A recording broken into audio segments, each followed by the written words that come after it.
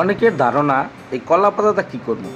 তো কলা পাতাটা কী করব কাটতে কাটতে আপনাদেরকে চলেন অনুসন্ধানে দেখাই কি অবস্থা কলা পাতা। তো আগে একটু একটু করে পরিষ্কার করেছে বাতি যায়, এখন তার আগে নামানো হইতাছে। কলা পাতাটা কীভাবে শুরুতে আনা হয়েছে, তো বাতিজা খুব চিন্তিত দেখাইতেছে এই অবস্থা কীভাবে নামু, আর দুইটায় কলা পাতা কীভাবে মুছে দেখায়। তো এখন আপনাদেরকে আগে যে খাবারগুলি দেখাইতেছি এটার নাম আপনারাই বললেন এই খাবারটা কী নাম। তো খাবার বাড়াবাড়ির আগে আগে প্রস্তুতি দেখাই কি অবস্থা। এই তো অনেকে বুঝে গেছেন এই কলা পাতা দিয়ে কি করব। তো এই কলা পাতায় বাড়াবাড়ি শুরু হয়ে গেছে। আজকে আমাদের চিকেন বুখারের যে সুয়েল মামা আছে তাকে আমরা খুব মিস করতেছি, কেননা সে এসেও চলে গেছে।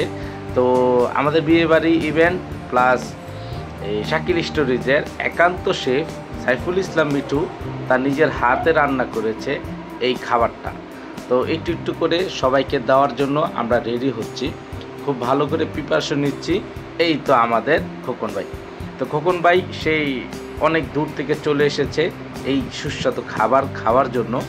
পাশাপাশি ছোট্ট করে আমরা আয়োজন করেছি। এই নাজমুল ভাইয়ের অবস্থা খুবই খারাপ, খুবই অসুস্থ, কিন্তু এই লোভনীয় খাবারের কথায় আসলে কি এই হাজার হাজার লক্ষ লক্ষ যাই বলি না কেন, খুব দামি খাবারের মধ্যে এটা কোনো দাম না, সামান্য খাবার, কিন্তু এটা একটা লোভনীয় খাবার।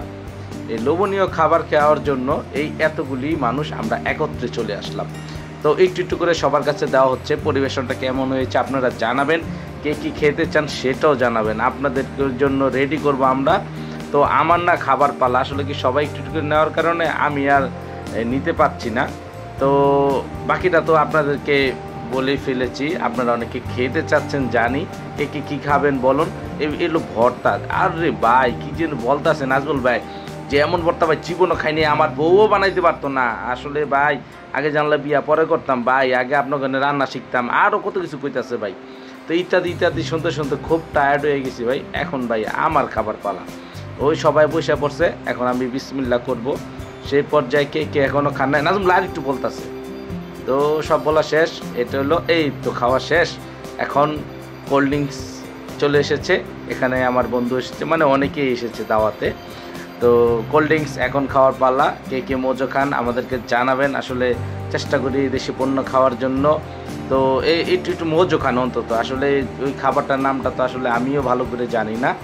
তো চলুন সবাই খেতে খেতে বিদায় নিয়ে যাই। আল্লাহ হাফেজ, ভালো থাকবেন, সুস্থ থাকবেন।